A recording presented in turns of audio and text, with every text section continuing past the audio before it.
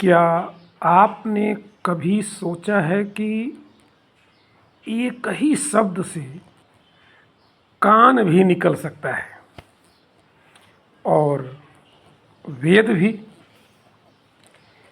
एक ही शब्द से नासिका भी, स्वर्ग भी। यही है श्लेष अलंकार का जादू, जिसे विस्तार से हम श्लेष अलंकार के अंतर्गत जानते हैं। आइए श्लेष अलंकार को विस्तार से पढ़ते हैं। श्लेष अलंकार प्रमुख शब्दालंकार है। आइए हम इसकी परिभाषा को पहले समझते हैं। परिभाषा आपके सामने देखें ध्यान से। एक शब्द में जब रहते चिपके अनेक अर्थ, एक शब्द में जब रहते चिपके अनेक अर्थ, तब उसमें श्लेष होता। जानो बनो समर्थ। श्लेष का अर्थ चिपका हुआ होता है। श्लेष का अर्थ चिपका हुआ होता है। अर्थात जब काव्य में एक ही शब्द के कई अर्थ होते हैं, तब वहाँ श्लेष अलंकार होता है। यह ध्यान रखना है।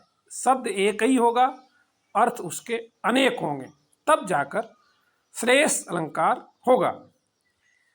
श्लेष अलंकार के दो प्रमुख भेद हैं। हम ये कहें श्लेष अलंकार के दो भेद माने गए हैं। पहला भेद है अभंग पद श्लेष अलंकार और दूसरा भेद है सभंग पद श्लेष अलंकार। आइए हम पहले भेद को पहले विस्तार से पढ़ते हैं। पहला भेद है अभंग पद श्लेष अलंकार। इसकी हम परिभाषा कर लेते हैं। जहां पूर्ण शब्द द्वारा, ध्यान रखेंगे, पूर्ण शब्द द्वारा श्लेष प्रकट हो, अर्थात जब शब्दों को बिना तोड़े या जोड़े, अर्थात बिना तोड़े बिना जोड़े ही श्लेषत्व प्रकट हो, तब अभंग पद श्लेष अलंकार होता है। वापस देखें, जहाँ पूर्ण शब्द द्वारा श्लेष प्रकट हो, अर्थात जब शब्दों को बिना तोड़े या जोड़े ही श्लेषत्व प्रकट हो, तब अभंग पद श्लेष अलंकार होता है। उदाहरण हम देते हैं, देखें आप उदाहरणों को। पहला उदाहरण आपके सामने है। मेरी भव बाधा हरे, राधा नागरी सोय, जा तन की झाई परे, श्याम हरित दुति होय। यहाँ आप ध्यान देंगे हरित शब्द पर। यहाँ जो हरित शब्द आया है, उस हरित शब्द के दो अर्थ हैं, हरा और हर्षित होना। पहला अर्थ हरा और दूसरा हर्षित हो रहे हैं, अतः इसमें अभंग पद श्लेष अलंकार है। हरित शब्द में अभंग पद श्लेष अलंकार है। उदाहरण नंबर 2 देखेंगे। रहीमन पानी राखिए, बिन पानी सब सून, पानी गए न उबरे, मोती मानो चून।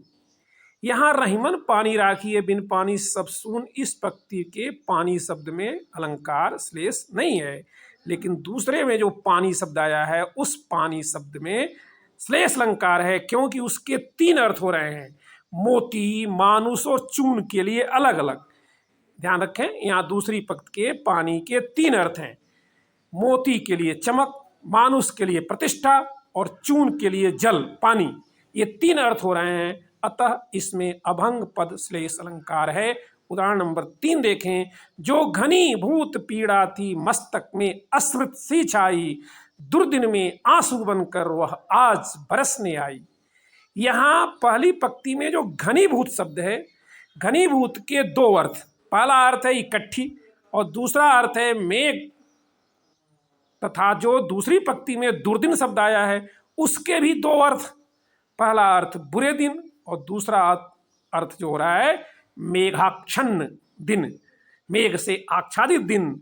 अतः इन दोनों पदों में अभंग पद श्लेष अलंकार है। आप चौथा उदाहरण देखें, बहुत बेजोड़ उदाहरण है।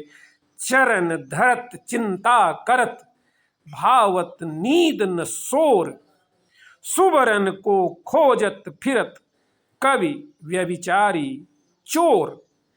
यहाँ सुबरन के तीन अर्थ, कवि, व्यभिचारी और चोर, इन तीनों के लिए अलग अलग। कवि के लिए इसका पहला अर्थ हो रहा है सुंदर सुंदर अक्षर, व्यभिचारी के लिए सुंदरी सुंदरी स्त्री और चोर के लिए स्वर्ण। अतः इसमें अभंग पद श्लेष अलंकार सुबरन शब्द में है। पांचवा उदाहरण देखते हैं। जो रहीम गति दीप की कुल कपूत की सोय, बारे उजियारो करे बढ़े अधेरो होय। यहाँ दीपक और कुपुत्र का वर्णन किया गया है और जो दूसरी पंक्ति है उसमें वारे और बढ़े जो दो शब्द आए हैं, इन दोनों शब्दों के दो दो अर्थ हो रहे हैं। जैसे दीपक बारे जलाने पर, कुपुत्र बारे यानी पैदा होने पर उजाला करता है, खुशियां लाता है, वैसे ही दीपक बढ़े, बढ़े यानी बुझ जाने पर, और कुपुत्र बढ़े यानी बड़े होने पर, शयना होने पर अंधेरा करता है। अतः इन दोनों पदों में अभंग पद श्लेष अलंकार है। हम उदाहरण नंबर 6 को देखते हैं। तो परवारों उर्वशी, सुनि राधिके सुजान, तू मोहन की उर्वशी है उर्वशी समान। यहाँ देखें जो दूसरी पंक्ति है, तू मोहन के उर्वशी है उर्वशी समान, यहाँ दो दो बार उर्वशी आए हैं, लेकिन इसमें श्लेष अलंकार नहीं है। श्लेष अलंकार है तो पर वारों उर्वशी, इस उर्वशी में जो पहली पंक्ति में है, तो पर वारों उर्वशी सुनि राधिके सुजान में। यहाँ प्रथम पंक्ति में जो उर्वशी है उसके दो अर्थ, पहला अर्थ हो रहा है हृदय में बसने वाली और दूसरा अर्थ हो रहा है उर्वशी अप्सरा। अतः इस उर्वशी में अभंग पद श्लेष अलंकार है। सातवां उदाहरण देखेंगे। मंगन को देख पट देत बार बार हैं, मंगन को देख पट देत बार बार हैं। यहाँ पट शब्द के दो अर्थ हैं। एक तो मांगने वाले को देख करके जो गरीब लोग हैं जो दान देना नहीं चाहते हैं, अपने पट दरवाजे को बंद कर देते हैं, तो पहला अर्थ दरवाजा हो जाएगा। और एक पट जो दान देना चाहते हैं उसके लिए दूसरा अर्थ वस्त्र हो जाएगा। अतः यहाँ पट के दो अर्थ हुए, पहला आप कहिए वस्त्र या दरवाजा, दूसरा दरवाजा कहिए या वस्त्र। तो यहाँ पट के दो अर्थ वस्त्र और दरवाजा हो रहे हैं। अतः इसमें पट शब्द में अभंग पद श्लेष अलंकार है। हम अब दूसरे श्लेष अलंकार के बारे में बात करेंगे जिसका नाम सभंग पद श्लेष अलंकार है। इसकी परिभाषा देखेंगे। जहां शब्द को तोड़कर या शब्द जोड़कर श्रेयसत्व प्रकट है, ध्यान रखेंगे, जहां शब्द को तोड़कर या शब्द जोड़कर श्रेयसत्व प्रकट हो वहां सभंग पद शब्द, सभंग पद श्लेष अलंकार होता है। जहां शब्द को तोड़कर या शब्द जोड़कर श्लेषत्व प्रकट हो वहां सभंग पद श्लेष अलंकार होता है। उदाहरण देखेंगे आपको समझ में आएगा। चिरंजीवो जोरी जुरे क्यों न स्नेह गंभीर, को घटिए वृषभानुजा को हलधर के वीर। यहां आप पाएंगे वृषभानुजा राधा को कहते हैं। अब हम इसको तोड़ेंगे, सभंग करेंगे। वृषभ प्लस अनुजा, तो वृषभ प्लस अनुजा का अर्थ हो जाएगा बछिया। और हलधर जो शब्द है इसका अर्थ बलराम दुनिया जानती है, बलराम के वीर, बलराम के वीर अर्थात भाई कृष्ण, हलधर के वीर कृष्ण। और हम जब इसको सभंग करेंगे, हल प्लस धर करेंगे, तो हल धर के वीर अर्थात बछड़ा अर्थ देकर यहाँ श्लेषत्व लाया गया है, अतः इसमें सभंग पद श्लेष अलंकार है। हम देखते हैं उदाहरण नंबर 2 को। बंदौ मुनि पद कंज रामायण जहि निर्मय शखर सुकोमल मंजू दोष रहित दूषण सहित।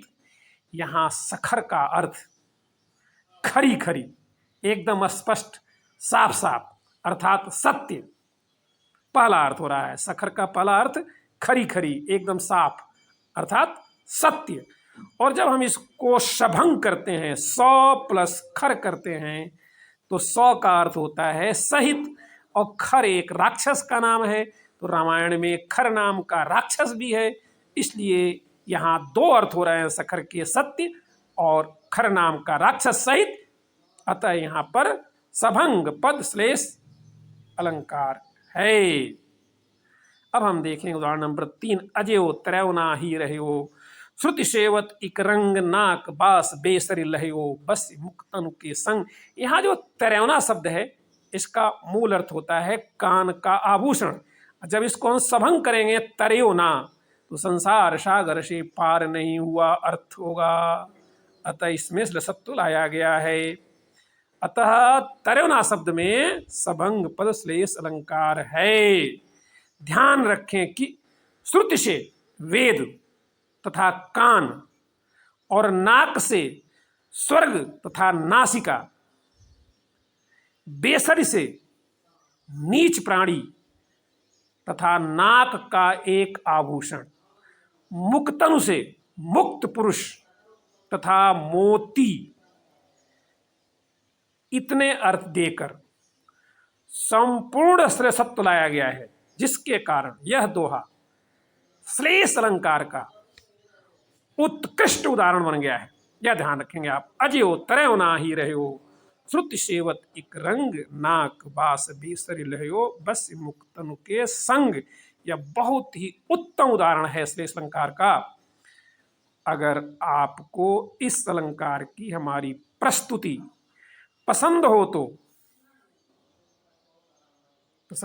तो कमेंट करें, कमेंट में जय साहित्य लिखें और हमारे चैनल को सब्सक्राइब जरूर करें। इसे अपने मित्रों को, दोस्तों को, क्लासमेट को, सहपाठियों को भी भेजें, शेयर करें, ताकि उनको भी इसका लाभ मिले। और हमारे चैनल को लाइक जरूर करें, इस वीडियो को लाइक करें, अपनी विचारधारा बताएं। आप लोगों को हमारी इस वीडियो को देखने और श्लेष अलंकार का लाभ लेने से, आगे बढ़ने से बहुत खुशी है। इसके लिए आप लोगों को बहुत बहुत धन्यवाद। Thank you.